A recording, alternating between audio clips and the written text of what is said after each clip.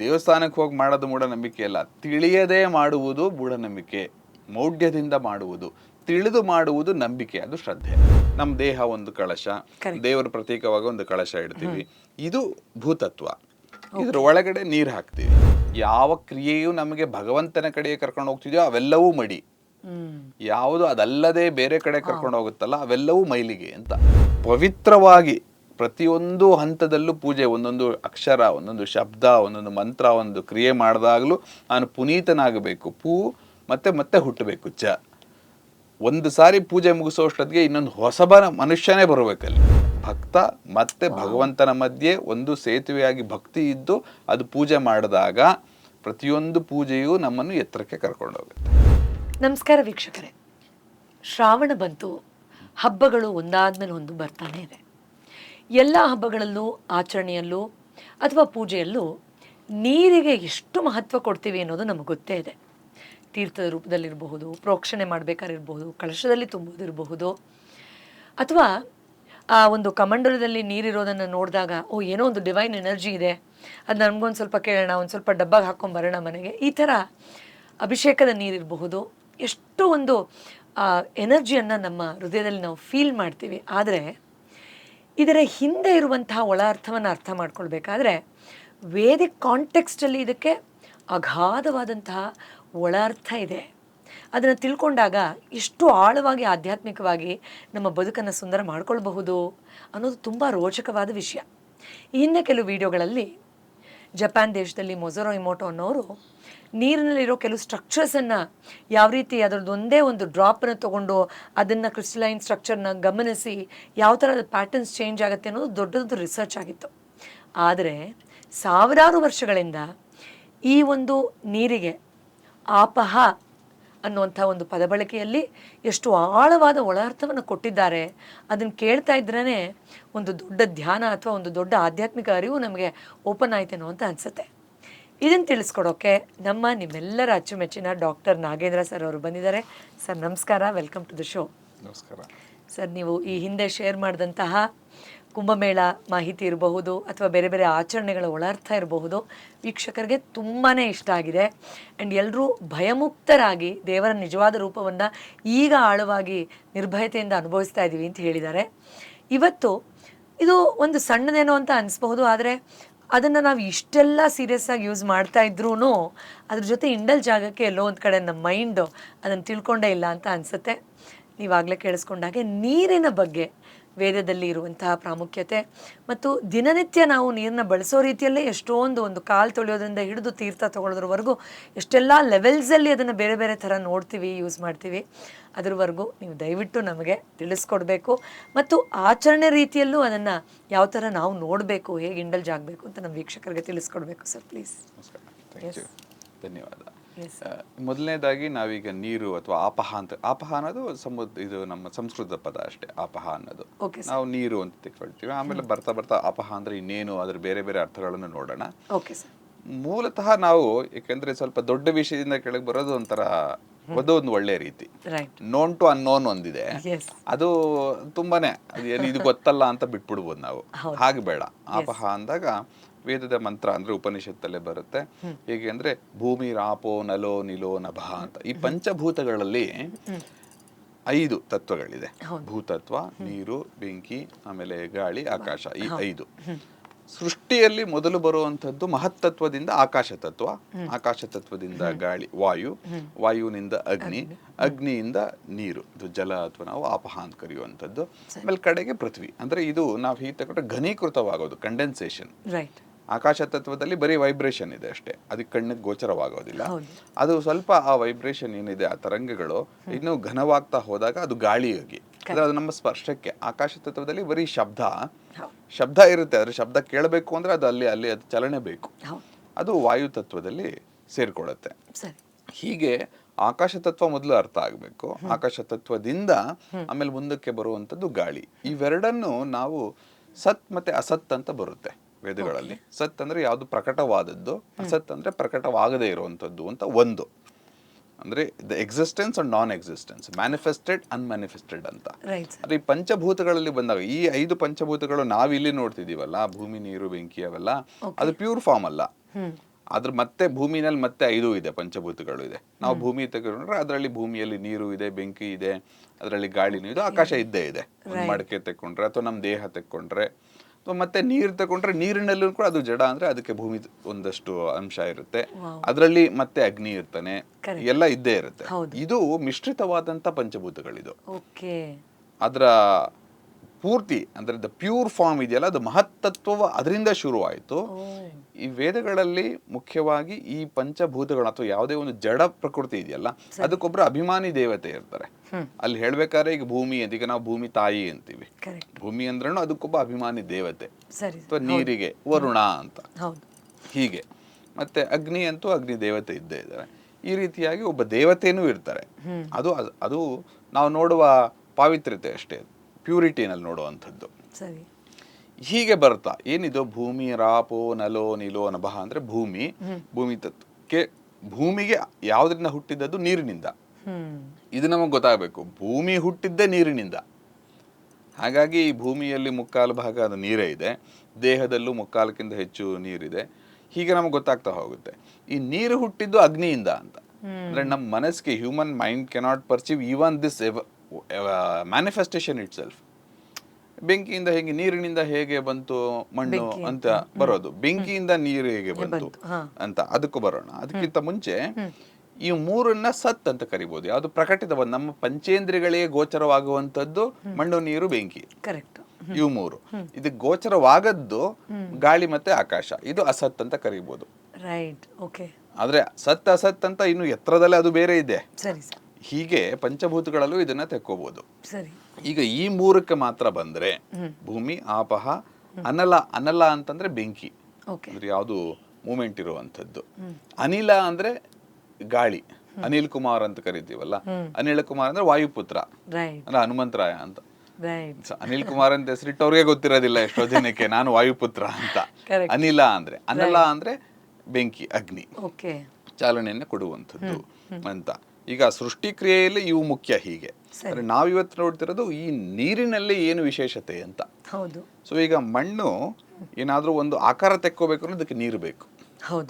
ಹಾಗೆ ಇರಕ್ ಸಾಧ್ಯವಿಲ್ಲ, ಅದು ಅಂಟ್ಕೊಳಕ್ ಸಾಧ್ಯವಿಲ್ಲ. ಅದು ಅಂಟ್ಕೋಬೇಕು ಅಂದ್ರೆ ಅದಕ್ಕೆ ನೀರು ಬೇಕು. ಅಂದ್ರೆ it's A binding force first of all.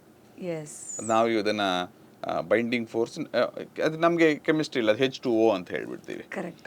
H2O ನಲ್ಲಿ 2 H ಒಂದು ಬಾಂಡ್ ಇದೆ. ಈ H2 ಒಂದು ಆಕ್ಸಿಜನ್ O2- ಇದೆಯಲ್ಲ, ಆ 2- ಇದು H 2+ ಜೊತೆ ಬಾಂಡ್ ಆಗುತ್ತೆ ಅನ್ನೋದು, ಅದೇ ಹಿಡ್ಕೊಳಕ್ಕೆ ಒಂದು ಬಾಂಡ್ ಬೇಕು ಅಂತ ಗೊತ್ತಿಲ್ಲ ನಮ್ಗೆ. ಓದಿದೀವಿ ಕೆಮಿಸ್ಟ್ರಿಲಿ, H2O ಅಂತಾನು ಓದ್ತೀವಿ.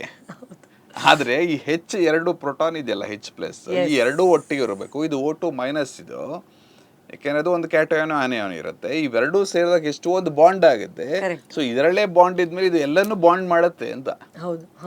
ಆ ಶಕ್ತಿ ಇದಕ್ಕೆ ಬರುತ್ತೆ, ಜಡದಕ್ಕೆ. ಮತ್ತೆ ಈ ಜಡದಲ್ಲಿ ಇದು ಬರುತ್ತೆ. ಯಾಕೆ ಇದು ಮುಖ್ಯ ಅಂತಂದ್ರೆ, ಶಕ್ತಿ ಹೇಗೆ ಅದನ್ನ ತನ್ನನ್ನು ತಾನೇ ತೆರ್ಕೊಳ್ತಾ ಇದೆ ಅನ್ನೋದಕ್ಕೆ ಮುಖ್ಯವಾಗಿ ಇದು ಗೊತ್ತಾಗ್ಲಿಲ್ಲ ಅಂದ್ರೆ, ನಾವು ನೀರು ತೀರ್ಥ ತೆಕ್ಕೊಂಡ್ಬಿಟ್ರೆ ಅದ್ರಲ್ಲಿ ಶಕ್ತಿ ಇದೆ ಅಂತ ಸುಮ್ನೆ ಮೂಢನಂಬಿಕೆಯಿಂದ ಮಾಡಬಾರ್ದು. ಇಲ್ಲಿ ಮೂಢನಂಬಿಕೆ ಅಂದ್ರೆ ಏನು? ಕಾಟಾಚಾರಕ್ಕೆ ಮಾಡೋದಲ್ಲ, ಜ್ಞಾನವಿಲ್ಲದೆ ಬರೇ ನಂಬಿಕೆಯಿಂದ ಮಾಡುವುದು, ಮೂಢತ್ವದಿಂದ ಮಾಡುವುದು ಮೂಢನಂಬಿಕೆ. ದೇವಸ್ಥಾನಕ್ಕೆ ಹೋಗಿ ಮಾಡೋದು ಮೂಢನಂಬಿಕೆ ಅಲ್ಲ, ತಿಳಿಯದೇ ಮಾಡುವುದು ಮೂಢನಂಬಿಕೆ. ಮೌಢ್ಯದಿಂದ ಮಾಡುವುದು, ತಿಳಿದು ಮಾಡುವುದು ನಂಬಿಕೆ, ಅದು ಶ್ರದ್ಧೆ. ನಮ್ಗೆ ಅಲ್ಲಿ ಮಾಡೋದೆಲ್ಲ ನಂಬಿಕೆ ಮಾಡೋ ಯಾವುದೇ ಕಾರ್ಯ ಆಚರಣೆಯಲ್ಲಿ ನಂಬಿಕೆ ಮೂಢನಂಬಿಕೆ ಇಲ್ಲ. ತಿಳಿದು ಮಾಡ್ತಿದ್ಯೋ ತಿಳಿದೇ ಮಾಡ್ತಿದ್ಯೋ ಅನ್ನೋದ್ರ ಮೇಲೆ ಅದು ನಂಬಿಕೆಯೋ ಮೂಢನಂಬಿಕೆಯೋ ಅಂತ ಗೊತ್ತಾಗುತ್ತೆ. ತುಂಬಾ ಜನ ನಂಬಿಕೆ ಹೇಗ್ ಬರುತ್ತೆ ಅಂದ್ರೆ ತಿಳ್ಕೊಳ್ಳಿ ಹಂಗ ನಂಬಿಕೆ ಬರುತ್ತೆ ಅಂತ ಹೇಳ್ಬೋದು. ಹಾಗೆ ಕರೆಕ್ಟ್. ತಿಳಿದು ಮಾಡುವುದು ನಂಬಿಕೆ, ತಿಳಿಯದೇ ಮಾಡುವುದು ನೀವು ಏನಾದ್ರೂ ಮಾಡಿ ಅದು ಮೂಢನಂಬಿಕೆ. ಒಳ್ಳೆ ಕೆಲಸ ಮಾಡ್ಬೇಕು, ಯಾಕೆ ಅಂತ ಗೊತ್ತಿಲ್ಲ, ಸುಮ್ನೆ ಒಳ್ಳೆ, ಅದು ಮೂಢನಂಬಿಕೆ. ತಪ್ಪೇನೂ ಇಲ್ಲ. ಕರೆಕ್ಟ್. ಅದು ಅಂದ್ರೆ ನನಗೆ ಅದರಿಂದ ಆನಂದ ಸಿಗ್ತಿಲ್ಲ. ಯಾವಾಗ ತಿಳಿಯುತ್ತೀವೋ ಜ್ಞಾನದ ಜೊತೆಗೆ ಆನಂದ ಬರುತ್ತೆ. ಇದು ಕೆಲವೆಲ್ಲ ವಿಷಯಗಳು ನಮಗೆ ಅದು ಓಪನ್ ಅಪ್ ಆಗ್ಲಿಲ್ಲ ಅಂದ್ರೆ ಈ ದೊಡ್ಡ ವಿಷಯ ಒಳಗೋಗಲ್ಲ. ಈಗ ನಾವು ನಮಗೆ ಈ ಭೂತತ್ವ ಇರೋದು ಒಂದು ಪಾತ್ರೆ ಇದ್ದಂಗೆ, ಇದ್ರೊಳಗೆ ಅಂದ್ರೆ ಕಳಶ ನಾವು ಹೇಳ್ತೀವಲ್ಲ, ಕಳಶ ಅಂದ್ರೆ ನಾವೀಗ ನಮ್ಮ ದೇಹ ಒಂದು ಕಳಶ, ದೇವರ ಪ್ರತೀಕವಾಗ ಒಂದು ಕಳಶ ಇಡ್ತೀವಿ, ಇದು ಭೂತತ್ವ. ಇದ್ರ ಒಳಗಡೆ ನೀರು ಹಾಕ್ತೀವಿ. ಅಥವಾ ನಾವೀಗ ಅಡಿಗೆ ಮಾಡೋದಕ್ಕೆ ಒಂದು ಪಾತ್ರೆ, ಅದ್ರೊಳಗಡೆ ಅಕ್ಕಿ, ಅದಕ್ಕೆ ನೀರು ಹಾಕಿ ಅದಕ್ಕೆ ಅಗ್ನಿಸ್ಪರ್ಶವಾಗಬೇಕು. ಈ ಪಾತ್ರೆ ಮತ್ತು ಅಕ್ಕಿ ಮಣ್ಣಿನ ತತ್ವ, ಅದಕ್ಕೆ ನೀರು ಹಾಕ್ತಿವಿ. ಅದು ಕುಕ್ಕರ್ ಅಂತ ಇಟ್ಕೊಳ್ಳಿ. ಈಗ ಇನ್ನು ಹಾಗೆ ಯಾರು ಅನ್ನ ಮಾಡಲ್ಲ. ಈಗ ಕುಕ್ಕರ್ನೇ ಅಂತ ಇಟ್ಕೊಳ್ಳಿ. ಕುಕ್ಕರ್ ಬಂದ್ಬಿಟ್ಟು ಅದು ಭೂತತ್ವ. ಅದ್ರ ಒಳಗಡೆ ಅಕ್ಕಿ ಇರುವಂತದ್ದು ಭೂತತ್ವವೇ. ಅದ್ರ ಒಳಗೆ ಅದಕ್ಕೆ ನೀರು ಹಾಕಬೇಕು. ನೀರು ಹಾಕಿ ಅಂದ್ರೆ ಆಪಹ, ಅದ್ರೊಳಗೆ ಜೀವ ತುಂಬುವುದು. ಈಗ ನಮಗೆ ಗೊತ್ತಾಗುತ್ತೆ ಅಕ್ಕಿಯಲ್ಲೂ ಜೀವ ಇದೆ. ಅಕ್ಕಿ ಅನ್ನವಾಗಬೇಕು ಅಂದ್ರೆ ನೀರು ಬೇಕು. ನೀರು ಹಾಕದೆ ಬರೀ ಹಾಗೆ ಆಗಲ್ಲ. ಇದೆರಡೂ ಸೇರಿದ ಮೇಲೆ ಇದಕ್ಕೆ ಚಲನೆಯನ್ನು ಕೊಡುವವನು ಅಗ್ನಿ. ಹಚ್ಚಲೇಬೇಕು ಅಂತ. ಈಗ ಇದು ಕ್ರಿಯೇಷನ್ ಅಂದ್ರೆ ಅದು ಒಂದು ರೂಪಾಂತರ, ಟ್ರಾನ್ಸ್ಫಾರ್ಮೇಶನ್ ಆಗುತ್ತೆ. ಅಕ್ಕಿ ಇದ್ದಿದ್ದು ಅನ್ನ ಆಗಬೇಕಾದ್ರೆ ಅದಕ್ಕೆ ನೀರು, ಆಪಹ ಮತ್ತೆ ಅಗ್ನಿ, ಅನ್ನಲ್ಲ, ಇದೆರಡು ಸೇರಬೇಕು. ಇವು ಮೂರು ಸೇರಿದಾಗ ಅದು ಅನ್ನವಾಗುತ್ತೆ. ಅದು ನಾವು ಆಹಾರವಾಗಿ ತಗೊಳ್ತೀವಿ. ಸೊ ನಾವು ಪಕ್ವವಾಗುವುದು ಅಂತಂದ್ರೆ ಇದ್ರಲ್ಲಿ ನಮ್ಮ ಒಳಗಿರೋ ನೀರು, ಆಪಹ, ಅದರ ಶಕ್ತಿ ಗೊತ್ತಾಗಬೇಕು. ಈ ಅಗ್ನಿ ತತ್ವದ ಚಲನೆ ಗೊತ್ತಾಗಬೇಕು ನಮಗೆ. ಇದೆರಡು ಗೊತ್ತಾದಾಗ ಇದ್ರ ಮೇಲಿರುವ ಇನ್ನೊಂದು ಪ್ರಾಣ ತತ್ವ ಇದೆ, ವಾಯು, ಮತ್ತೆ ಬೃಹತ್ತಾಗಿರೋ ಆಕಾಶ, ಅದು ತೆರ್ಕೊಳ್ತಾ ಹೋಗುತ್ತೆ. ಈ ರೀತಿಯಾಗಿ ಒಂದು ರೀತಿ ಇದೆಲ್ಲೋ ಬೇರೆ ಬೇರೆ ರೀತಿಯಲ್ಲಿ ನೋಡುವಂಥದ್ದು. ಯಾಕೆ ಇದಕ್ಕೆ ಇಷ್ಟು ಪ್ರಾಶಸ್ತ್ಯ ಅಂದ್ರೆ ನೀರಿಗೆ ಮುಖ್ಯವಾಗಿ ವೇದ ಕಾಲದಲ್ಲಿ ತುಂಬಾ ಪ್ರಾಶಸ್ತ್ಯ ಇದು ಅಗ್ನಿಗೆ. ಅಗ್ನಿಮುಖೇನ ಪೂಜೆ. ಅಗ್ನಿ ಯಾಕೆ ಅಂದ್ರೆ ಅವನು ಎಲ್ಲವನ್ನೂ ಪ್ಯೂರಿಫೈ ಮಾಡುವಂತವನು, ಪವಿತ್ರ. ಅದು ಏನ್ ಹಾಕಿದ್ರು ತೆಕ್ಕೊಳ್ತಾನೆ. ಅದನ್ನ ಅದರ ಮೂಲ ತತ್ವಕ್ಕೆ ಅಂದ್ರೆ ಬೂದಿ ಹಾಕ್ಸೋದ್ರ ಆಶ್, ಪೊಟ್ಯಾಶ್ ಆಗುವಂಥದ್ದು, ಎಲಿಮೆಂಟಲ್ ಫಾರ್ಮ್ ತರ್ತಾನೆ. ಹಾಗಾಗಿ ಅದು ಮತ್ತೆ ನಮ್ಮ ಕಣ್ಣಿಗೆ ಗೋಚರವಾಗುವಂಥದ್ದು, ರೂಪಾತ್ಮಕವಾಗಿ ಕಾಣುವುದು ಪಂಚಭೂತಗಳಲ್ಲಿ ಮೊದಲು ಅಗ್ನಿ ತತ್ವ. ಗಾಳಿ ಮತ್ತೆ ಹೌದು ನಮಗೆ ಗ್ರಹಿಸಕ್ಕಾಗುವಂಥದ್ದು ಗಾಳಿ ಮತ್ತೆ ಆಕಾಶ ಅದಕ್ಕೆ ಅಸತ್ ಅಂತ ಕರೆದಿದ್ದು. ಸುಳ್ಳು ಅಂತಲ್ಲ ಅಸತ್ ಅಂದ್ರೆ. ಅದು ಪ್ರಕಟವಾಗಿಲ್ಲ ಅಂದ್ರೆ ನಮಗೆ ಪ್ರಕಟವಾಗಿಲ್ಲ, ಸೂಕ್ಷ್ಮ ರೂಪದಲ್ಲಿದೆ. ಅದು ಸ್ಥೂಲವಾಗಿದೆ.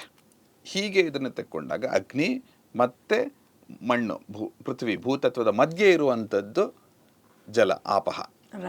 ಇದರಲ್ಲಿ ಅಗ್ನಿ ತತ್ವದ ಶಕ್ತಿ ಇದೆ. ಮತ್ತೆ ಇಲ್ಲಿ ಈ ಜಡವಾಗಿದೆಯಲ್ಲ ಭೂಮಿ, ಇದನ್ನ ಪರಿವರ್ತನೆ ಮಾಡುವ ಶಕ್ತಿ ಇದೆ ಇದಕ್ಕೆ. ಇದೇ ಹುಟ್ಟಾಕಿದ್ದು. ನೀರು ಆಮೇಲೆ ಮಂಜುಗಡ್ಡೆ ಆಗುತ್ತೆ, ಆಮೇಲೆ ಗ್ಲೇಷಿಯರ್ಸ್ ಆಗುವಂಥದ್ದು, ಬೆಟ್ಟ ಆಗುತ್ತೆ, ಅದ್ರೊಳಗೆ ಖನಿಜಗಳಾಗುತ್ತೆ. ಇದೆಲ್ಲ ಸುಮಾರು ಕೋಟ್ಯಾಂತರ ವರ್ಷಗಳಲ್ಲಿ ಇವೇನಾಗುತ್ತೆ ಬದಲಾವಣೆ ಆಗ್ತಾ ಹೋಗ್ತಾ ಅದಾಮೇಲೆ ಫಾಸಿಲ್ಸ್ ಆಗುತ್ತೆ, ಫಾಸಿಲ್ ಫ್ಯೂಯಲ್ ಆಗುತ್ತೆ, ಆಮೇಲೆ ಅದ್ರಲ್ಲಿ ಬೇರೆ ಒಂದು ಮೈನಿಂಗ್ ಮಾಡಾಗುತ್ತೆ, ಏನೇನು ತೆಗಿತೀವಿ ಅವೆಲ್ಲ ಭೂಮಿ ಒಳಗೆ ಬರುತ್ತೆ. ಇವೆಲ್ಲ ಆಪಹ, ಈ ಶಕ್ತಿ.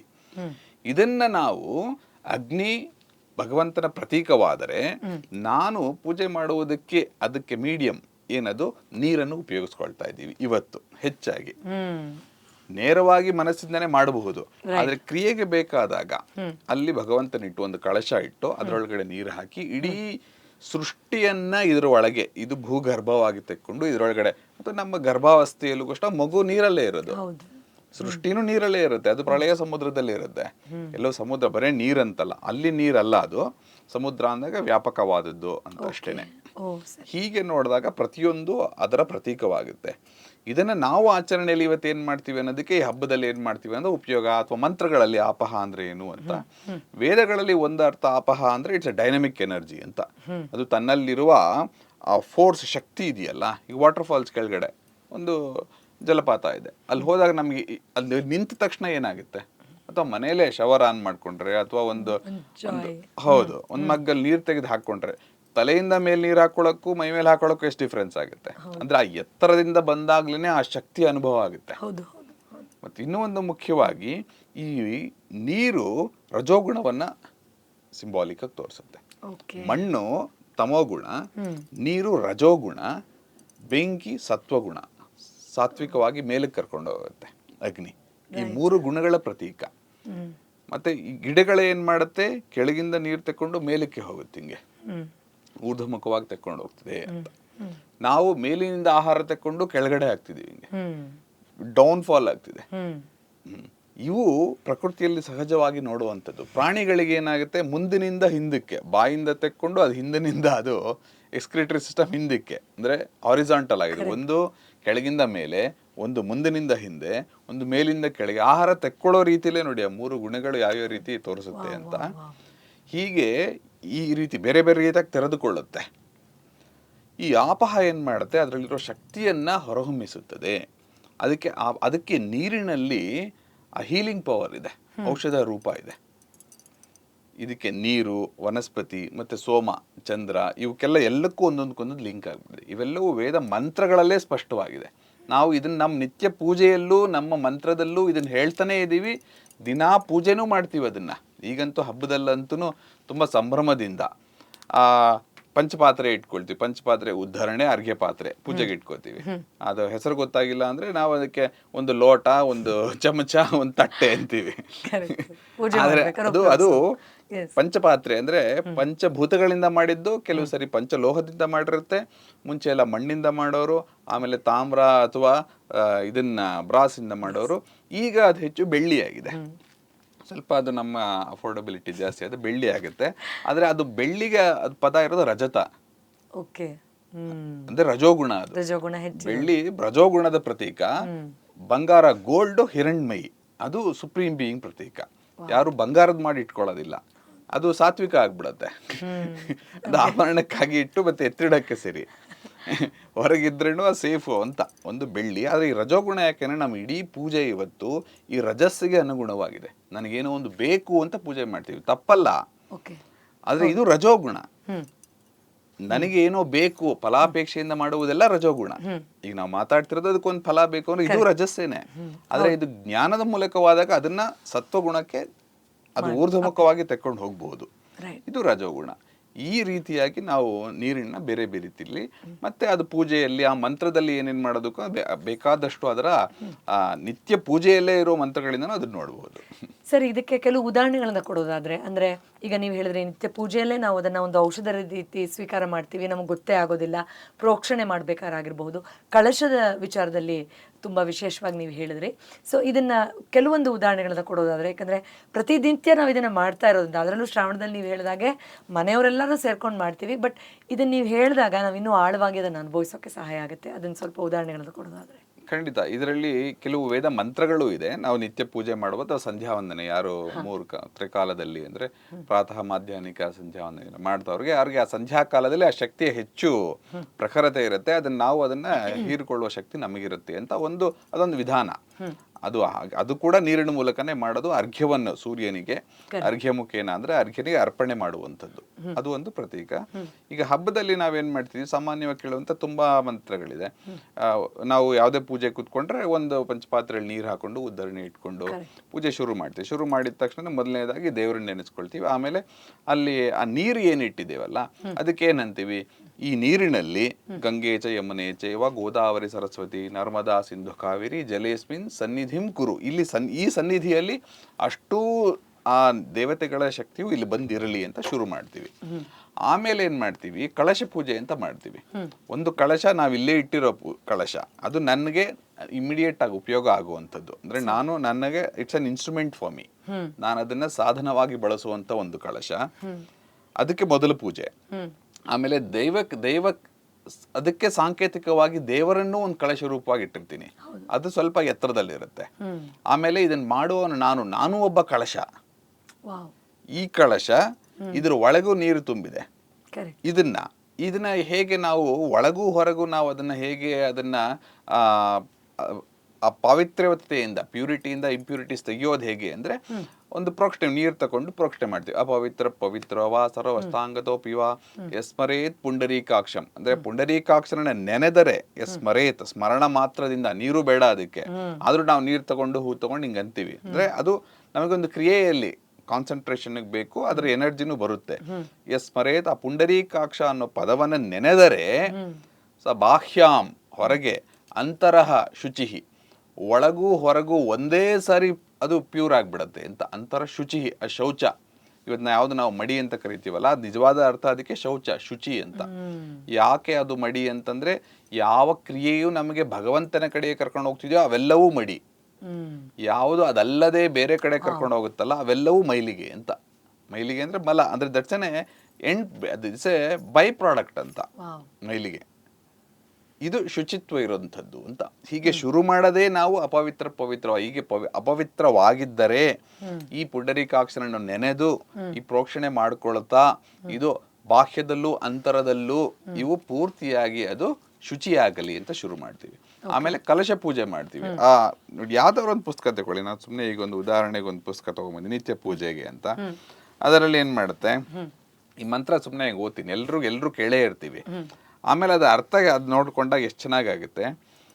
ನೀರಿದೆ, ಕಲಶ ಇದೆ, ಅದು ಕಲಶ ಅಂದ್ರೆ ಇಲ್ಲಿ ನಾವು ಏನ್ ಮಾಡ್ತಿದೀವಿ, ಪಂಚಪಾತ್ರ ಇಟ್ಕೊಂಡಿದೀವಿ, ಅದ್ರೊಳಗಡೆ ಹೂ ಹಾಕ್ಬಿಟ್ಟು ಅದ್ರ ಮೇಲೆ ಕೈ ಇಟ್ಕೊಳ್ಳಿ ಅಂತಾರೆ ಪುರೋಹಿತರು. ಅವ್ರು ಏನೋ ಒಂದು ಮಂತ್ರ ಹೇಳ್ತಿದ್ದಾರೆ, ನಾವು ಕುತ್ಕೊಂಡು ಕೇಳ್ಕೊಂತಿರ್ತೀವಿ, ಆ ಹೂ ಆಟ ಆಡಿಸ್ಕೊಂಡು ಹಿಂಗೇನೋ ಇರ್ತೀವಿ. ಮಂತ್ರ ಏನು, ಕಲಶಸ್ಯ ಮುಖೆ ವಿಷ್ಣು ಕಂಠೇ ರುದ್ರ ಸಮಾಶ್ರಿತಃ ಮೂಲೆ ತತ್ರ ಸ್ಥಿತೋ ಬ್ರಹ್ಮ ಮಧ್ಯೆ ಮಾತೃಗಣ ಸ್ಮೃತಾಃ. ಮುಗಿಯ ತನಕ ಕಾಯ್ತಾರ, ಅದು ಯಾವಾಗೋ ಒಂದ್ಸರಿ ಹಿಂಗೆ ಅಂತಾರೆ, ಅವಾಗ ಹೇಳಬೇಕು ಅಂತ. ಇದನ್ನ ಬಿಡಿಸಿ ಹೇಳ್ತೀನಿ ನೋಡಿ. ಈಗ ಹಿಂಗೆ ಕೇಳಿದ್ರೆ ಚೆನ್ನಾಗಿದೆ ಕೇಳಕ್ಕೆ. ಹೌದು. ಏನು, ಕಲಶಸ್ಯ ಮುಖೇ ವಿಷ್ಣು ಅಂತ. ಈ ಕಲಶ ಇದೆಯಲ್ಲ, ಪಂಚಪಾತ್ರ ಇಟ್ಟಿದ್ದೀನಲ್ಲ, ಅಥವಾ ನಾನು, ಅಥವಾ ಅಲ್ಲಿ ಪ್ರತೀಕವಾಗಿರೋ ಕಲಶ, ಇದರ ಮುಖ ಅಂದ್ರೆ ನಮ್ಗೆ ಫೇಸ್ ಅಂತಾನು ಒಂದು. ಇದರ ಮುಖ್ಯವಾದದ್ದೇನು, ಮುಖೇ Vishnu. The face of it is Vishnu. ಆಯ್ತಾ. ಕಲಶಸ್ಯ ಮುಖೆ ಅಂದ್ರೆ ಬಾಯಿ ಹಿಂಗ್ ಕೈ ಇಟ್ಕೊಂಡಿದೀವಲ್ಲ, ಅದ್ರ ಮೇಲೆ ಕೈ ಇಟ್ಕೊಳ್ಳಿ ಅಂದ್ರಾಗ ವಿಷ್ಣು ನಾನು ಮುಟ್ತಾ ಇದ್ದೀನಿ ಅಂತ ಗೊತ್ತಾಗಬೇಕು. ಕಲಶಸ್ಯ ಮುಖೆ, ಇದರಲ್ಲಿ ಮುಖ್ಯವಾದದ್ದು ವಿಷ್ಣು ಅಂತ. ನನಗೆ ಇಲ್ಲಿ ಮುಖ್ಯ, ನನ್ನ ಕೈ ಮುಖೇನಾನೋ ಅಥವಾ ಮನಸ್ಸಿನ ಮುಖೇನ, ಇದು ಈ ಕಲಶದ ಬಾಯಿ. ಮುಖ ಅಂದ್ರೆ ಬಾಯಿ ಅಂತನೂ ಆಗುತ್ತೆ, ನಮ್ಮ ಮುಖ ಅಂತನೂ ಆಗುತ್ತೆ. ಸಂಸ್ಕೃತದಲ್ಲಿ ಮುಖ ಅನ್ನೋದಕ್ಕೆ ಎರಡು ಅರ್ಥ ಇದೆ. ಅದಕ್ಕೆ ಮುಖೇ ವಿಷ್ಣು. ಇದರ ಕಂಠ ಯಾವುದು, ಕಂಠೆ ರುದ್ರ. ಇದರ ಕಂಠ ಭಾಗ ಇದೆಯಲ್ಲ, ಇದು ರುದ್ರ. ಇದು ಗೊತ್ತಾಗ್ಬೇಕು. ಅಲ್ಲಿ ವಿಷ್ಣು ಆಯ್ತು, ಕಂಠದಲ್ಲಿ ಬಾಯಿ, ಕಂಠ, ಆಮೇಲೆ ರುದ್ರ ಸಮಾಶ್ರಿತ, ಇದ್ರಲ್ಲಿ ಸೇರ್ಕೊಂಡ್ಬಿಟ್ಟಿದ್ದಾನೆ ಅವನು ಅಂತ. ಇದರ ಮುಖ ಅವನಾದ್ರೆ ರುದ್ರ, ಅದನ್ನ ಸಮಾಶ್ರಿತವಾಗಿದ್ದಾನೆ. ಮೂಲೆ ತತ್ರ ಸ್ಥಿತೋ ಬ್ರಹ್ಮ, ಇದರ ಮೂಲದಲ್ಲಿ ಬಾಯಿ ಆಯ್ತು, ಕುತ್ತಿಗೆ ಆಯ್ತು, ಮೂಲ ಯಾವುದು, ಬ್ರಹ್ಮತತ್ವವೇ ಅಂತ, ಮಹತ್ತತ್ವವೇ ಅಂತ. ಬರೀ ಕಳಶನ ಮೇಲೆ ಕೈ ಇಟ್ಟಿದ ತಕ್ಷಣ ನಮ್ಗೆ ಪೂರ್ತಿ ವಿಷ್ಣು ತತ್ವ ಅಂದ್ರೆ ಸ್ಥಿತಿ, ರುದ್ರ ಅಂದ್ರೆ ಯಾವ್ದು ನಾವು ಅದನ್ನ ನಾಶ ಅಂತೀವಲ್ಲ, ಅದು ನಾಶ ಅಲ್ಲ, ನಿಜವಾಗಲು ಪರಿವರ್ತನೆ ಮಾಡುವಂಥದ್ದು. ಇದರ ಮೂಲ ಅಂದ್ರೆ ಬೇಸ್ ಇಟ್ ಸೆಲ್ಫ್ ಇಸ್ ಬ್ರಹ್ಮತತ್ವ, ಅಂದ್ರೆ ಬೃಹತ್ ಆಗಿರುವಂಥದ್ದು. ಕಲಶಸ್ಯ ಮುಖೇ ವಿಷ್ಣು ಅಂತ ತಕ್ಷಣ ಅದು ಬಂದ್ಬಿಡಬೇಕು. ಆಮೇಲೆ ಕಂಠೆ ರುದ್ಧ ಶ್ರಮಾಶ್ರಿತ, ಅದು ಬರಬೇಕು. ಮೂಲೆ ತತ್ತೋ ಬ್ರಹ್ಮ ಅಂದಾಗ ಅದು ಬರಬೇಕು ಅಂತ. ಆಮೇಲೆ ಮುಂದಕ್ಕೆ ಕುಕ್ಷೌತು ಸಾಗರ ಸರ್ವೇ ಸಪ್ತದ್ವೀಪ ವಸುಂಧರ. ಆಮೇಲೆ ಏನು, ಇದರಲ್ಲಿ ಋಗ್ವೇದತಃ ಯಜುರ್ವೇದ ಸಾಮವೇದೋ ಅಥರ್ವಣ ಅಂತ ಹೀಗಾಗುತ್ತೆ. ಇದು ಮುಂದೆ ಹೋಗ್ತಾ ಇನ್ನೂ ಅದ್ಭುತವಾಗಿದೆ.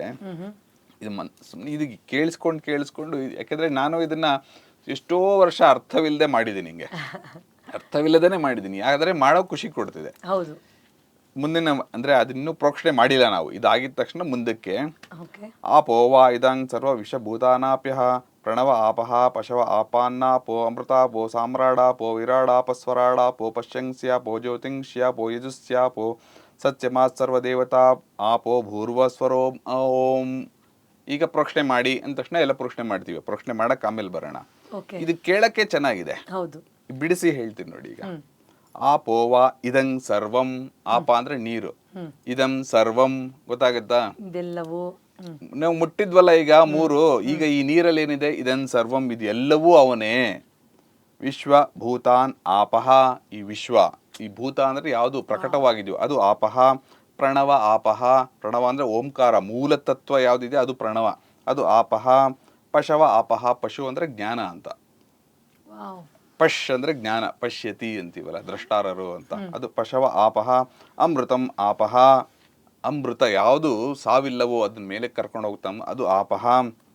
ಸಾಮ್ರಾಟ್ ಆಪಹ, ಸಾಮ್ರಾಟ್ ಮತ್ತೆ ವಿರಾಟ್ ಅನ್ನೋದು ಅದೆಲ್ಲ ಭಗವಂತ, ಮತ್ತೆ ನಮ್ಮಲ್ಲಿ ನಮ್ಮ ಸಾಮ್ರಾಜ್ಯ ಅವೆಲ್ಲ ಇದೆಯಲ್ಲ. ಸಾಮ್ರಾಟ್ ಆಪಹ, ವಿರಾಟ್ ಆಪಹ. ಸ್ವರಾಟ್ ಆಪಹ, ವಿರಾಟ್ ಅವನ ಸ್ವರೂಪ ಆದ್ರೆ ಸ್ವರಾಟ್ ನನ್ನದು, ನನ್ನ ಸ್ವರಾಟ್ ಆಪಹ.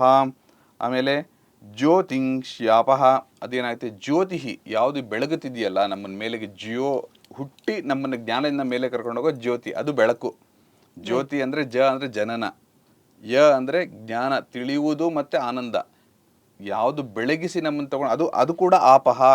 ಈಗ ಆಪಹ ಅಂದ್ರೆ ಇಲ್ಲೆಲ್ಲ ಪೂರ್ತಿ ಎನರ್ಜಿ ಅಂತ, ದ ಡೈನಮಿಕ್ ಎನರ್ಜಿ ಅಂತ. ಅದ್ರಲ್ಲಿ ನೀರಿಲ್ಲ, ಆದ್ರೆ ಆ ಜ್ಯೋತಿಯಿಂದ, ಅಗ್ನಿ ತತ್ವದಿಂದ ನೀರು ಬರುತ್ತೆ ಮುಂದಕ್ಕೆ. ಆದ್ರೆ ಜ್ಯೋತಿ ಬೆಳಗುವುದಕ್ಕೂ ಜ್ಯೋತಿ ಬೆಳಗುವುದಕ್ಕೂ ದ್ರವ ರೂಪದಲ್ಲಿ ಎಣ್ಣೆ ಇರಬೇಕು, ಫ್ಯೂಯಲ್ ಇರಬೇಕು, ಅದಕ್ಕೆ ಬತ್ತಿ ಇರಬೇಕು. ಇದು ಮಣ್ಣು ನೀರು ಬೆಂಕಿ. ಒಂದು ದೀಪ ಹಚ್ಚುವಾಗ ಇದು ಮಣ್ಣು ನೀರು ಬೆಂಕಿ, ಅಡಿಗೆ ಮಾಡೋದಕ್ಕೂ ನೈವೇದ್ಯಕ್ಕೂ ಮಣ್ಣು ನೀರು ಬೆಂಕಿ, ನಾನು ಮಣ್ಣು ನೀರು ಬೆಂಕಿ, ಅಲ್ಲಿರೋ ದೇವರು ಮಣ್ಣು ನೀರು ಬೆಂಕಿ. ಆ ನೀರಿ ತತ್ವಕ್ಕೆ ಹೇಗೆ, ಆಮೇಲೆ ಯಾವ್ಯಾವುದು ಯಜುಂಸ್ ಯಾಪಹ, ಯಜುಸ್ಸು ಅದೇನೆ. ಅಂದರೆ ಯಜುಸ್ ಅಂದರೆ ಯಜನ ಅಂದರೆ ಪೂಜೆ ಮಾಡುವಂಥದ್ದು. ಜ್ಯೋತಿ ಜೋಕ್ ಅಂದರೆ ಋಕ್ ಮಂತ್ರಗಳು ಅಂತಲೂ ಆಗುತ್ತೆ. ಯಜುಸ್ಸು ಅವನೇ. ಸತ್ಯ ಮಾತ್ ಸರ್ವ, ಸತ್ಯ ಯಾವುದು ಯಾವಾಗಲೂ ಇರುತ್ತೋ ಅದು ಆಪಹ. ದೇವತಾ ಆಪಹ, ಆ ದಿವ್ ಅನ್ನೋದು ಕೂಡ ಆಪಹ. ಕಡೆಗೆ ಭೂರ್ಭ ವಸ್ವರ, ಭೂಹು ಭುವಃ ಸುವಹ, ಅನ್ನ ಪ್ರಾಣ ಮನ ಇದೆಯಲ್ಲ, ಇವೆಲ್ಲವೂ ಆಪಹ. ಇದು ಆಪಹ. ಈ ರೀತಿ ಇರುವಂಥ ನೀರನ್ನು ತೆಕ್ಕೊಂಡು ಏನೇನು ಪ್ರೋಕ್ಷಣೆ ಮಾಡಬೇಕು, ಎಲ್ಲೆಲ್ಲಿ ಮಾಡಬೇಕು ಪ್ರೋಕ್ಷಣೆ, ಇದನ್ನು ನಾವು ತೆಕ್ಕೊಂಡು ನಾವು ಪ್ರೋಕ್ಷಣೆ ಮಾಡೋದು.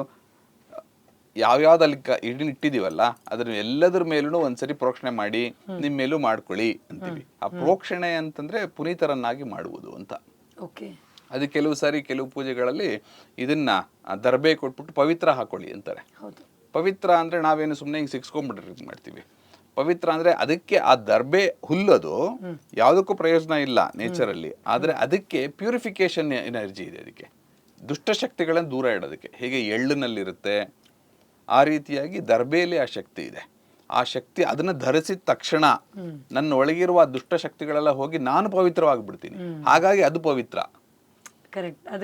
ಅದಕ್ಕೆ ಪವಿತ್ರ ಇಟ್ಕೊಳ್ಳಿ, ಕಿವಿ ಮೇಲೆ ಇಟ್ಕೊಳ್ಳಿ, ಕೆಳಗೆ ಇಟ್ಬಿಡಿ ಅಂತ ಹಿಂಗದು ಯಾವ್ಯಾವುದು ನಾವು ಅವಾಗ ಕೈ ತೊಳಿಬೇಕು ಅಥವಾ ಬಾಯಿ ತೊಳಿಬೇಕು ಅಂತ ತೆಗೆದು ಬಿಡಿ ಅಂತಾರೆ. ಅಥವಾ ಟಾಯ್ಲೆಟ್ಗೆ ಹೋಗ್ಬೇಕು ಅಂದರೆ ಪವಿತ್ರ ತೆಗೆದಿಟ್ಬಿಟ್ಟು ಹೋಗಿ ಅಂತ. ಪವಿತ್ರ ತೆಗೆದಿಟ್ಬಿಟ್ಟು ಹೋಗೋದಲ್ಲ, ನೀವಲ್ಲಿ ಹೋಗ್ತಿರೋದು ಅದು ಕೂಡ ದೇವತಾ ಕಾರ್ಯ ಅಂತ ನಿಮ್ಮ ಮನಸ್ಸಿಗೆ ಬಂದರೆ ಅಲ್ಲೂ ಪವಿತ್ರ ಹಾಕೋಬಹುದು. ಆದರೆ ನಾವಿನ್ನೂ ಆ ಹಂತಕ್ಕೆ ಬೆಳೆದಿರಲ್ಲ. ಹಾಗಾಗಿ ಅದ್ರ ಇಲ್ಲೇ ಇಟ್ಟು ಹೋಗಿ ಕೈಕಾಲು ತೊಳ್ಕೊಂಡು ಬಂದು ಮತ್ತೆ ಆಚಮನ ಅಂದರೆ ನೀರು ತೆಕ್ಕೊಂಡು ಪವಿತ್ರ ಮಾಡಿಕೊಂಡು ಮತ್ತೆ ಪವಿತ್ರ ಹಾಕೊಳ್ಳಿ ಅಂತ. ಇಲ್ಲೇನು ಮಾಡ್ತೀವಿ, ಎಲ್ಲದ್ರ ಮೇಲೂ ಪ್ರೋಕ್ಷಣೆ ಮಾಡ್ತೀವಿ. ಪೂಜಾ ದ್ರವ್ಯಾಣಿ ಸಂಪ್ರೋಕ್ಷ, ದೇವತಾ ಪ್ರೋಕ್ಷ, ಆತ್ಮಾನಂ ಪ್ರೋಕ್ಷ ಅಂತ. ಆತ್ಮ ಅಂದ್ರೆ ಯಾವ್ದ್ರ ಮೇಲೆ ಪ್ರೋಕ್ಷಣೆ ಮಾಡ್ತಿದೀವಿ, ನಮ್ಮ ದೇಹದ ಮೇಲೆ ಮಾಡ್ತಿರೋದು ಇದು ಕೂಡ ಅಂತ. ಇದು ಪ್ರೋಕ್ಷಣೆ ಮಾಡಿದ್ವಿ ಅಂದರೆ ನಮ್ಮ ಇಡೀ ಕಲಶ ರೆಡಿ ಮಾಡೋ ಅಷ್ಟರಲ್ಲಿ ನಾವು ಹಂತಕ್ಕೆ ಹೋಗಿದ್ದೀವಿ. ಇದಾದ್ಮೇಲೆ ದೇವರಿಗೆ ಒಂದು ಸಣ್ಣದಾಗಿ ಒಂದು ಅಭಿಷೇಕ ಮಾಡಿ ಅಂತೀವಿ. ನೀರಿನ ಪಂಚಾಮೃತ ಅಭಿಷೇಕ ಆಗುತ್ತೆ. ಅವಾಗೆಲ್ಲ ಬೇರೆ ಬೇರೆ ರೀತಿಯಾಗಿದೆ. ನಿಜವಾಗ್ಲೂ ಪಂಚಾಮೃತ ಅಂದ್ರೆ ಅದಲ್ಲ, ಅಥವಾ ಆ ಮಂತ್ರಗಳಿಗೆ ಬೇರೆ ಬೇರೆ ಅರ್ಥಗಳಿದೆ. ದಧಿ ಅಂತಂದ್ರೆ ದಧಿಕ್ರಾಣೋ ಆಕಾರಿಷಂ ಅಂದಾಗ, ಅಥವಾ ಹಾಲಿನ ಅಭಿಷೇಕ ಮಾಡಿದಾಗ, ಇವೆಲ್ಲಕ್ಕೂ ಅದು ವೇದದಲ್ಲಿ ಬೇರೆ ಬೇರೆ ಅರ್ಥಗಳು ಇದೆ. ಈಗ ಮಧು ಅಂತಿದೆಯಲ್ಲ, ಅದು ಜೇನುತುಪ್ಪ ಹಾಕ್ಬಿಡ್ತೀವಿ. ಮಧು ವಾತಾರು ತಾಯತೆ ಮಧುಕ್ಷರಂತೆ ಸಿಂಧವಹ ಅಂತ. ಮಧು ಅಂದ್ರೆ ಆನಂದ, ಅನಾಯಾಸವಾಗಿ ಬರುವಂತ ಆನಂದ ಮಧು. ನಾವು ಕೆಲಸ ಮಾಡಿ ಬರುವಂಥದ್ದು ಸೋಮ. ಸೋಮ ಅಂದ್ರೆ ವೇದಗಳ ಆನಂದವನ್ನ ಅಂದ್ರೆ delight out of the effort. ಅದು ಇದು ಮಧು ಅಂದಾಗ ಸುಮ್ಮನೆ ವಿಹಾರ ಮಾಡ್ತಾನೋ ಬರುವಂಥದ್ದು. ಹೀಗೆ ನೀರಿನಲ್ಲಿ ಆ ಅಂಶ ಇರುತ್ತೆ. ಇದಾದ್ಮೇಲೆ ಇನ್ನೊಂದು ಪ್ರೋಕ್ಷಣೆ ಮಾಡಿ ದೇವರಿಗೆ ನೀರಿನ ಇದನ್ನ ಮಾಡ್ಬಿಡಿ, ಸ್ನಾನ ಮಾಡಿಸ್ಬಿಡಿ ಅಂತಾರೆ. ಯಾವುದು ಆಪೋ ಇಷ್ಟಾಮಯೋಭುವ ಸ್ಥಾನ ಉರ್ದೇಧಾತನ ಅಂತ ಹಿಂಗೆ ಮಾಡ್ಬಿಡ್ತಾರೆ. ಇದಿಷ್ಟು ಶಾಂತಿ ಮಂತ್ರ. ಯಾಕಂದ್ರೆ ಮೊದಲನೇ ಸರಣಿ ಆಪೋ ಇಷ್ಟ ಮಯೋಭುವ ಮಯಃ, ನನಗೆ ಆನಂದವನ್ನು ಕೊಡಲಿ, ಯಾವುದು ಆಪಹ. ಇಷ್ಟು ಪವಿತ್ರವಾದ ಮೇಲೆ ಇಲ್ಲಿ ಒಳಗಡೆ ಇನ್ನೇನು ಕಷ್ಟ ಇರುತ್ತೆ. ಒಂದೊಂದು ಹಂತ, ಒಂದೊಂದು ಅಕ್ಷರ ಕೂಡ ನಮಗೆ ಆ ದೇವತೆ ಕಡೆಗೆ ಎಳ್ಕೊಂಡು ಹೋಗ್ಬಿಡುತ್ತೆ. ನಾವು ಅದು ಗಮನ ಅಂದ್ರೆ ಬರೀ ನೋಡುವುದು ಕೇಳುವುದಲ್ಲ, ಮನಸ್ಸಿಟ್ಟು ಮಾಡು ಅಂತ. ಮನಸ್ಸು ಅಲ್ಲೇ ಸ್ಥಿತವಾಗಿ ಇಟ್ಬಿಟ್ಟಾಗ ಈ ಎನರ್ಜಿ ಏನಿದೆ ಆಪಹ, ಅದು ನನ್ನ ಒಳಗೆ ಹೋಗುತ್ತೆ ಅಂತ. ಹೀಗೆ ಹೋದಾಗ ನಾನು ಅಂದುಕೊಂಡಿದ್ದೆಲ್ಲ ಆಗ್ಬಿಡುತ್ತೆ.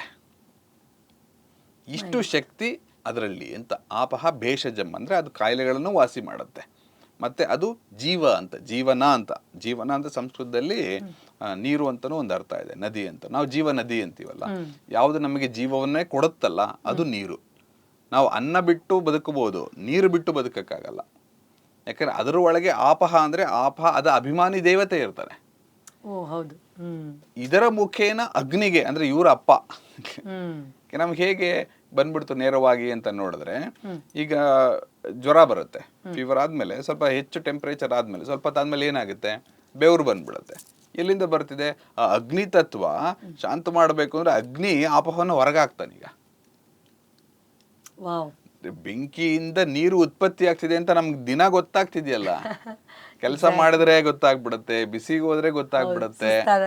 ಹೌದು, ಇಲ್ಲಿ ಬರ್ತಿದ್ಯಲ್ಲ, ಕಾಣ್ತಿದ್ಯಲ್ಲ, ಬೆವರಾಗಿ ಬರ್ತಿದೆ. ಹೀಗೆ ಪ್ರತಿಯೊಂದರಲ್ಲೂ ಈಗ ಆಪಹ ಅಂದಾಗ ಈ ಶಕ್ತಿ ಇದರ ಒಳಗೆ, ಇದು ಅತ್ಯಂತ ಎತ್ತರದಲ್ಲಿ ನಮಗೆ ತುಂಬ ಮೂಲದಲ್ಲಿ ಇರಬೇಕಾದ್ರೆ ಇದು ಲವಣ ಸಮುದ್ರ ಅಂತ ಕರಿತೀವಿ. ಅದು ಮೂಲಾಧಾರದಲ್ಲಿ ತುಂಬ ಕೆಳಗಿರುವಂಥ ಕೆಳಗಿನ ಹಂತ. ಈಗ ನಾವಿರೋ ಭೂಮಿಯಲ್ಲಿ ಸಮುದ್ರ, ಅಥವಾ ಮೂಲ ಅಂದರೆ ನಮ್ಮ ಮೂಲಾಧಾರ ಚಕ್ರದಲ್ಲಿ ಮಲಮೂತ್ರ ವಿಸರ್ಜನೆ, ಅದು ಉಪ್ಪಾಗಿರುವಂಥದ್ದು, ಅಂದರೆ ದ ಲೋವೆಸ್ಟ್ ಲೆವೆಲ್. ಹೀಗೆ 7 ಚಕ್ರಗಳಲ್ಲಿ ಮೇಲೆ ಹೋಗ್ತಾ ಅತ್ಯಂತ ಎತ್ತರದಲ್ಲಿರೋದು ಕ್ಷೀರ ಸಮುದ್ರ. ಹೃದಯದಲ್ಲಿರುವಂಥದ್ದು ನವನೀತ. ಕೃಷ್ಣ ಬಂದು ಇದನ್ನು ಕರೀತಾನೆ, ಅದು ಬೆಣ್ಣೆ ಸಮುದ್ರ. ಕೃಷ್ಣ ಬಂದು ಬೆಣ್ಣೆ ಕದೀತಾನೆ ಅಂತ ದಾಸರು ಹೇಳ್ತಿದ್ದಲ್ಲ, ನಮ್ಮ ಹೃದಯದಲ್ಲಿರುವ ಜೀವಾತ್ಮ ಮತ್ತು ಪರಮಾತ್ಮನ ಕಡೆ ಹೋಗ್ತಿದೆಯಲ್ಲ, ಅಲ್ಲಿ ಬಂದು ಅವನು ಕದೀಲಿ ಅಂತ ಅವ್ರು ಕರಿತಿರೋದು. ಅದು ನವನೀತ, ಅದು ಒಂದು ಸಮುದ್ರ. ಸಮುದ್ರ ಅಂದರೆ ನೀರಿನ ಅಗಾಧವಾದದ್ದು ಅಂತ. ಹೀಗೆ ಒಂದೊಂದು ಹಂತದಲ್ಲಿ 7 ಹಂತದಲ್ಲಿ ನಾವು ಮೇಲೆ, ಅದೆಲ್ಲ ಒಂದು ಸಿಂಬಾಲಿಕ್ ಮೀನಿಂಗ್ ಇರುತ್ತೆ. ಅತ್ಯಂತ ಎತ್ತರದಲ್ಲಾದ ಕ್ಷೀರ ಅಂದರೆ ಹಾಲ್ಗಡಲು, ಅಲ್ಲಿ ಆ ನಾರಾಯಣ ಮಲಗಿರ್ತಾನೆ. ಅವನ ಹೊಟ್ಟೆಯಿಂದ ನಾಭಿಕಮಲ ಅಂದರೆ ಅನಂತ ಪದ್ಮನಾಭನಾಗಿ ಬರ್ತಾನೆ. ಅನಂತ ಪದ್ಮನಾಭ, ಅನಂತ ಅಂದರೆ ಇನ್ಫೈನೈಟ್, ಪದ್ಮ ಅಂದರೆ ಲೋಟಸ್. ನಾವೀಗ ಲೋಟಸ್ ಅಂತ ಇವತ್ತಂತಿದೀವಲ್ಲ, ಅದಕ್ಕೆ ಅಧ್ಯಾತ್ಮದಲ್ಲಿ ತುಂಬ ದೊಡ್ಡವಾದ ಒಂದು ಚಿಂತನೆ ಇದೆ. ಅದೇ ಒಂದು ದೊಡ್ಡ ವಿಷಯ ಅದು. ಯಾಕೆ ಅಂದರೆ ಆ ಲೋಟಸ್ ಅನ್ನೋದನ್ನ ಪದ್ಮ ಅಥವಾ ಕಮಲ ಅನ್ನೋದು ಎಲ್ಲ ದೇವತೆಗಳಲ್ಲಿ ಇರುತ್ತೆ. ಬ್ರಹ್ಮ ಅದ್ರ ಮೇಲೆ ಕೂತಿರ್ತಾನೆ, ನಾರಾಯಣನು ಕೈಯಲ್ಲಿ ಇಟ್ಕೊಂಡಿರ್ತಾನೆ. ನಮ್ಮ ಹೃದಯ ಕಮಲ ಅಂದಾಗ ಇದಕ್ಕೆ ವೇದಗಳಲ್ಲಿ ಅಥವಾ ಶಾಸ್ತ್ರಗಳಲ್ಲಿ ಏನು ಹೇಳ್ತಾರೆ ಅಂತಂದರೆ, ಅದು ನಮ್ಮ ಅನಾಟಮಿಕಲ್ ಹಾರ್ಟ್ ಅಲ್ಲ, ಹೃದಯ ಅಲ್ಲ, ಒಂದು ಥೈಮಸ್ ಗ್ಲ್ಯಾಂಡ್ ಇದೆ ನಮಗೆ. ಇವತ್ತು ನಾವು ಇಮ್ಯುನಿಟಿಗಿದೆ ಅಂತ ಹೇಳ್ತೀವಿ, ಅಷ್ಟು ಅದ್ರ ಬಗ್ಗೆ ಹೆಚ್ಚು ಮೆಡಿಕಲ್ ಸಿಸ್ಟಮ್ಗೆ ನಮ್ಗೆ ಇನ್ನೂ ಅಷ್ಟು ಗೊತ್ತಿಲ್ಲ. ಅದು ಹೇಗೆ ಅಂದರೆ, ತಾವರೆಯ ಮೊಗ್ಗು ಇದೆಯಲ್ಲ, ಅದ್ರ ನಾಳ, ಕಡ್ಡಿ ಮತ್ತೆ ಮೊಗ್ಗು, ಅದನ್ನ ಇಲ್ಲಿಂದ ಹಿಡಿದರೆ ಅದು ಕಡ್ಡಿ ಬಂದು ಕೆಳಗಡೆ ಹೀಗೆ ರೀತಿಯಾಗಿ ಇರುತ್ತದು. ಅಂದ್ರೆ ಆ ಲೋಟಸ್ ಬಡ್ ಹಿಡ್ಕೊಂಡ್ರೆ ಅದು ಕಡ್ಡಿ ಮತ್ತೆ ಕೆಳಗೆ ಹೀಗೆ ಬರುತ್ತೆ. ಥೈಮಸ್ ಗ್ಲ್ಯಾಂಡ್ ಹಾಗೆ ಉಲ್ಟಾನೇ ಇರುತ್ತೆ. ಈ ಥೈಮಸ್ ಗ್ಲ್ಯಾಂಡ್ ಒಳಗಡೆ ಸೂಜಿ ಮೊನೆಗಿಂತ ಚಿಕ್ಕದಾಗಿ ಒಂದು ಸ್ಪೇಸ್ ಇದೆ, ಅಲ್ಲಿ ಈ ಜೀವ ಇದೆ ಅಂತ ಶಾಸ್ತ್ರದಲ್ಲಿ ಇದೆ. ನಮ್ಗೆ ಧ್ಯಾನದಲ್ಲಿ ಹೋದಾಗ ಕೆಲವ್ರಿಗೆ ಅನುಭವ ಆಗುತ್ತೆ ಅದು. ಸಹಜವಾಗಿ ನಮ್ಗೆ ಕೈ ಅಲ್ಲೇ ಹೋಗುತ್ತೆ, ಒಂದು ಆಹ್ಲಾದಕರ ಅನುಭವ. ಹೌದು, ಹೀಗೆ ನಾನು ಒಂದಾಗ್ಲೂ ಇಲ್ಲೇ ಅಂತೀವಿ. ನಾನು ಅಂದಾಗ ನನ್ನ ಜೀವಕ್ಕೆ ನಾನು ಹೇಳ್ತಿರೋದು ನಾನು ಅಂತ, ಈ ದೇಹಕ್ಕಲ್ಲ. ದೇಹಕ್ಕಾದ್ರೆ ನಾನು ಒಂದು ತೋರ್ಸೋದೇ ಬೇಕಿಲ್ಲ, ನಾನು ಅಂದ್ರೆ ನಾನೂನೇ. ಸೊ ಹೀಗೆ ಇದು ಮತ್ತೆ ನಮ್ಮ ದೇಹದಲ್ಲೂ ಅಷ್ಟೇ ನೀರು ತುಂಬಿರೋದ್ರಿಂದ, ಯಾಕೆ ಈ ನೀರು ಅಂತ, ಇದು ಆಪಹ ಅಂದ್ರೆ ಇದು ಶಕ್ತಿಯನ್ನ ಹರಿಯುವಿಕೆ ಅಂತ. ನದಿ ಇದೆಯಲ್ಲ, ನದಿ ಅಂದ್ರೆ ನಾದ ಶಬ್ದ ಮಾಡುತ್ತೆ ಮತ್ತೆ ಹರಿಯುತ್ತೆ, ಶಬ್ದ ಫ್ಲೋ ಇರೋದು, ಅದು ಸರಸ್ವತಿ ಅಂತ. ಸರಸ್ವತಿ ನದಿ ಅಂದ್ರೆ ಸರಸ, ಅಂದ್ರೆ ಆ ಸರಸ ಅಂದ್ರೇನೆ ಅದು ಸೃಷ್ಟಿ. ಅದು ಹೊರಗೆ, ಅದು ರಜೋಗುಣದ ಪ್ರತೀಕ, ಹರಿಯುವ ಪ್ರತೀಕ ಮತ್ತು ಶಕ್ತಿಯ ಪ್ರತೀಕ. ಹೀಗೆ ನಾವು ಅದನ್ನು ಯಾವ ರೀತಿಯಾಗಿ ಉಪಯೋಗಿಸ್ಕೊಳ್ಬಹುದು, ಹಾಗೆ ಅದು ಮತ್ತು ಎಲ್ಲಕ್ಕೂ ಜೀವವನ್ನು ತುಂಬುವಂಥದ್ದು. ಈ ರೀತಿಯಾಗಿ ಆಪಹ ನೀರನ್ನು, ಅದರಲ್ಲಿ ನಮಗೆ ಮುಖ್ಯವಾಗಿ ಇದು ಮಳೆಗಾಲ ಬೇರೆ, ಈ ಬೇರೆ ಏನು ಕೆಲಸ ಇರೋದಿಲ್ಲ. ಶ್ರಾವಣ ಭಾದ್ರಪದ ವರ್ಷ ಋತು ಬಂದಾಗ, ಆಗ ವ್ಯವಸಾಯ ಪ್ರಧಾನವಾದ ನಮ್ಮ ದೇಶದಲ್ಲಿ ಮಳೆಗಾಲದಲ್ಲಿ ಎಲ್ಲೂ ಆಚೆ ಹೋಗೋಕ್ಕಾಗಲ್ಲ. ಈಗ ಇಲ್ಲಿ ಬೇಕಾದಂಗೆ ಚೆನ್ನಾಗಿ ತಿಂಡಿ ಎಲ್ಲ ಮಾಡ್ಕೊಂಡು ಎಲ್ಲ ಬೆಳೆ ಬಂದಿರುತ್ತೆ, ತಂದು ಇಟ್ಕೊಂಡಿರ್ತೀವಿ. ಗ್ರೀಷ್ಮ ಋತು ಅದಾದಾಗ್ಲೇ ಎಲ್ಲ ತಂದು ಇಟ್ಕೊಂಡಿರ್ತೀವಿ. ಅಲ್ಲಿ ಅಡಿಗೆ ಮನೆಯಲ್ಲೂ ನೈವೇದ್ಯ, ಅಲ್ಲಿ ಒಂದು ಯಜ್ಞ ನಡೀತಿರುತ್ತೆ. ಇಲ್ಲಿ ಈ ಪೂಜೆ ನೀರಿನ ಮೂಲಕೇನ, ಯಾಕಂದ್ರೆ ನೀರು ಬೇಕಾದಷ್ಟು ಇರುತ್ತೆ. ಅದಾದ್ಮೇಲೆ ಈಗ ರಾಮನವಮಿ ಆದ್ಮೇಲೆ ಮತ್ತೆ ನಮ್ಗೆ ನೀರು ಸಿಗೋದು ಈಗ್ಲೇನೆ, ಗಾದಿ ಆದ್ಮೇಲೆ. ಅಲ್ಲಿ ತನಕ ಅವ್ರು ನಮ್ಗೇನು ಪೂಜೆನೂ ಬೇಡ, ನೀರು ಸುಮ್ಮನೆ ಎತ್ತಿಟ್ಕೊಳ್ಳಿ ಅಂತಾರೆ. ಹೀಗೆ ನೀರಿನ ಮುಖೇನ ಅಗ್ನಿಯ ಪ್ರತೀಕವಾಗಿ ನೋಡ್ಬೋದು, ಅಥವಾ ಅದನ್ನ ಯಾವುದೋ ಒಂದು ವಸ್ತುವಾಗಿ ನೋಡಬಹುದು, ಅದರ ಒಂದು ಚಿತ್ರವಾಗಿ ನೋಡಬಹುದು. ಹೀಗೆ ನೋಡ್ತಾ ಇದರ ಮೂಲಕ ಆಪಹ, ಈ ಶಕ್ತಿಯ ಮೂಲಕ ಇನ್ನೂ ಬೇರೆ ಬೇರೆ ಆಪಹ. ಮತ್ತು ಇನ್ನೂ ಒಂದು ಈ ಒಂದೇ ಪದ ನಾವು ಯಾವ ರೀತಿ ಬರಿತೀವಿ ಅನ್ನೋದಕ್ಕೆ, ಅಪ ಅಂದಾಗ ಅಪರ್ ಅಂದರೆ ಮೇಲಕ್ಕೆ ಎತ್ಕೊಂಡು ಹೋಗುವುದು ಅಂತ. ಅಪಹ ಅಂದಾಗ ಅಂದರೆ ವಿಸರ್ಜನೆ. ಅಪಾಹ ಅಂದಾಗ ಆಪಹ ಒಂದು, ಅಪಾಹ ಅಂದರೆ ಹೊರಗೆ ಹಾಕುವುದು, ಅಪಾಹ ಅಂದರೆ ವಿಸರ್ಜನೆ ಮಾಡುವುದು ಅಂತ. ಅದು ಕೂಡ ಹೊರಗೆ ಹೋಗಕ್ಕಂಥದ್ದು. ಅಂದರೆ ಯಾವುದು ಶಕ್ತಿಯನ್ನು ಪ್ರಕಟ ಮಾಡುವಂಥದ್ದೆಲ್ಲವೂ ಆಪಹ ಶಕ್ತಿ ಅಂತ. ಹೀಗೆ ಆ ನೀರಿಗೆ ಅಷ್ಟೊಂದು ಮಹತ್ವ. ಆದರೆ ನೀರಿನಲ್ಲೇ ಮಾಡಬೇಕು ಅಂತೇನಿಲ್ಲ, ನೀರಿನಲ್ಲಿ ಈ ಶಕ್ತಿ ಇದೆ ಅಂತ ತಿಳಿದಿರ್ಬೇಕು. ಅಗ್ನಿಯಲ್ಲಿ ಈ ಶಕ್ತಿ ಇದೆ, ಆಮೇಲೆ ನೀರು ಸಿಕ್ಕಿಲ್ಲ ಏನು ಮಾಡಬೇಕು ಅಂತ. ಮತ್ತೆ ಅದು ಆದಷ್ಟು ಶುದ್ಧವಾದ ನೀರಲ್ಲಿ ಮಾಡಬೇಕು ಅಂತ. ಇದು ತುಂಬ ಮುಖ್ಯ ಶಾಸ್ತ್ರದಲ್ಲಿ. ಶುದ್ಧವಾದ ನೀರು ಅಂದರೆ ಅದು ಯಾವುದೇ ಒಂದು RO ವಾಟರ್ ಆಗಿರಬೇಕಾಗಿಲ್ಲ. ನೀರು ಶುದ್ಧವಾಗಿರಬೇಕು ಅಂದರೆ ಹರಿಯುವ ನದಿ ಆಗಿರಬೇಕು, ಸ್ವಚ್ಛವಾಗಿರಬೇಕು ಅಂತ. ನಿಂತನ್ಬಿಟ್ರೆ ನೀರು, ರಜಗುಣ ಅಂದಾಗ ಹರಿಯುವ ಅದಕ್ಕೆ ಬೆಲೆ. ನಾವು ಬೆಳ್ಳಿ ತಗೊಂಡು ಲಾಕರ್ ಒಳಗೆ ಇಟ್ಕೊಂಡ್ಬಿಟ್ರೆ ಏನು ಪ್ರಯೋಜನ ಇಲ್ಲ, ಅದು ಉಪಯೋಗಕ್ಕೆ ಬರಬೇಕು. ಅದು ಉಪಯೋಗ, ಅದು ವಿನಿಯೋಗ ಆಗಲಿಲ್ಲ ಅಂದರೆ ಯಾವುದು ಸಂಪತ್ತು ಪ್ರಯೋಜನ ಇಲ್ಲ. ಈ ರೀತಿ ನೀರು ಕೂಡ ಚಲನೆಯಲ್ಲಿರಬೇಕು. ಅದು ದ್ರವ ಅಂದರೆ ಅದು ಯಾವುದು ಮೂಮೆಂಟಲ್ಲಿದೆಯೋ ದ್ರವ. ಹಾಗೆ ದ್ರವ್ಯ ಅಂದಾಗ ಗೋಲ್ಡ್ ಅಥವಾ ಇವನ್ ಮನಿ, ಹಣ ಕೂಡ ದ್ರವ್ಯ ಅಂತ ಕರೀತಾರೆ. ಅದು ಚಲಾವಣೆಯಲ್ಲಿ ಇದೆಯಲ್ಲ ಅದು. ಚಲಾವಣೆ ಹೇಳಿದ್ದಾಗ ಅದು ದ್ರವ್ಯ. Correct, yes. ಅದಕ್ಕೆ ಬರೀ ದ್ರವ್ಯ ಅಂದ್ರೆ ಬರೀ ಲಿಕ್ವಿಡ್ ಅಂತಲ್ಲ, ಯಾವುದು ಚಲಿಸುತ್ತದೋ ಅವೆಲ್ಲವೂ ದ್ರವ್ಯ. ಹೀಗೆ ಅಂದ್ರೆ ಅದು ಚಲವಣೆ ಅಂದ್ರೆ ಅದು ಶಕ್ತಿ ಅಂತ, ನೀರಿನ ಶಕ್ತಿ ರೂಪವಾಗಿ ನೋಡಿ ಅದು ನಮ್ಮ ಪೂಜೆ ಅಂದ್ರೆ ಪೂ ಅಂದ್ರೆ ಪುನೀತವಾಗುವುದು, ಅಂದ್ರೆ ಹುಟ್ಟುವುದು. ಪ್ರತಿ ಸರಿ ನಾವು ಪೂಜೆ ಮಾಡ್ಬೇಕಾದ್ರೆ ನಾನು ಹುಟ್ಟಬೇಕು ಅಂದ್ರೆ ಪವಿತ್ರವಾಗಿ ಪ್ರತಿಯೊಂದು ಹಂತದಲ್ಲೂ ಪೂಜೆ, ಒಂದೊಂದು ಅಕ್ಷರ, ಒಂದೊಂದು ಶಬ್ದ, ಒಂದೊಂದು ಮಂತ್ರ, ಒಂದು ಕ್ರಿಯೆ ಮಾಡಿದಾಗಲೂ ನಾನು ಪುನೀತನಾಗಬೇಕು. ಪೂ ಮತ್ತೆ ಮತ್ತೆ ಹುಟ್ಟಬೇಕು. ಒಂದು ಸಾರಿ ಪೂಜೆ ಮುಗಿಸೋಷ್ಟೊತ್ತಿಗೆ ಇನ್ನೊಂದು ಹೊಸಬ ಮನುಷ್ಯನೇ ಬರಬೇಕಲ್ಲಿ. ಇದು ಪೂಜೆ. ಅದು ನನಗೆ ಭಕ್ತ ಮತ್ತೆ ಭಗವಂತನ ಮಧ್ಯೆ ಒಂದು ಸೇತುವೆಯಾಗಿ ಭಕ್ತಿ ಇದ್ದು ಅದು ಪೂಜೆ ಮಾಡಿದಾಗ ಪ್ರತಿಯೊಂದು ಪೂಜೆಯೂ ನಮ್ಮನ್ನು ಎತ್ತರಕ್ಕೆ ಕರ್ಕೊಂಡು ಹೋಗುತ್ತೆ. ವಾವ್, ತುಂಬ ಹೃದಯದ ಧನ್ಯವಾದಗಳು ಡಾಕ್ಟ್ರೆ. ಯಾಕಂದರೆ ಆಚರಣೆ ಎಷ್ಟೋ ವರ್ಷದಿಂದ ನೀವು ಹೇಳಿದಾಗೆ ನಾವೆಲ್ಲರೂ ಮಾಡ್ತಾನೆ ಇದ್ದೀವಿ. ಬಟ್ ಪ್ರತಿ ಪೂಜೆ ಮುಗಿದ ಮೇಲೂ ಹೊಸ ವ್ಯಕ್ತಿಯಾಗಿ ನಾವು ಹೊರಬರಬೇಕು ಅಂತ ಹೇಳಿದ್ದು, ಐ ಥಿಂಕ್ ಈಗ ನಾವು ಅದರ ಡೆಪ್ತಿಗೆ ಹೋಗಿ ಅನುಭವಿಸೋದ್ರ ಬಗ್ಗೆ ಅಟ್ಲೀಸ್ಟ್ ಇಂಟೆಲಿಜೆನ್ಸ್ ಆದರೂ ಖಂಡಿತ ಜಾಸ್ತಿ ಮಾಡ್ಕೊಳ್ತೀವಿ. ವೀಕ್ಷಕರೇ, ಇದನ್ನು ಕೇಳಿದ ಮೇಲೆ ಖಂಡಿತ ಯಾವತ್ತೂ ನೀವು ನೀರನ್ನು ಒಂದು ನಾರ್ಮಲ್ ಇದಾಗಿ ಯೂಸ್ ಮಾಡೋದಿಲ್ಲ ಅಂತ ಖಂಡಿತ ನನಗಂತೂ ಗೊತ್ತು. ಆ್ಯಂಡ್ ಶ್ರಾವಣ ಮಾಸದ ಎಲ್ಲ ಹಬ್ಬಗಳಲ್ಲೂ ಡಾಕ್ಟರ್ ತಿಳಿಸಿರೋ ಹಾಗೆ ಅದರ ಒಳ ಅರ್ಥವನ್ನು ಅನುಭವಿಸ್ತಾ ನಮ್ಮೊಳಗೆ ಅದು ಯಾವ ರೀತಿ ಪ್ರಕಟ ಆಗ್ತಾ ಇದೆ ಅನ್ನೋದನ್ನು ನೋಡುವ ಪ್ರಯತ್ನವನ್ನು ನಾವೆಲ್ಲರೂ ಮಾಡೋಣ. ಧನ್ಯವಾದಗಳು ವೀಕ್ಷಣೆ ಮಾಡಿದ್ದಕ್ಕೆ. ಮುಂದಿನ ಬಾರಿ ಇನ್ನೊಂದು ವಿಶೇಷವಾದ ಮಾಹಿತಿ ಜೊತೆ ಮತ್ತೊಮ್ಮೆ ಡಾಕ್ಟರ್ ಜೊತೆ ಬರ್ತೀವಿ. ಅಲ್ಲಿವರೆಗೂ ಎಲ್ರಿಗೂ ಒಳ್ಳೆಯದಾಗಲಿ. ನಮಸ್ಕಾರ. ಧನ್ಯವಾದಗಳು ಡಾಕ್ಟರ್.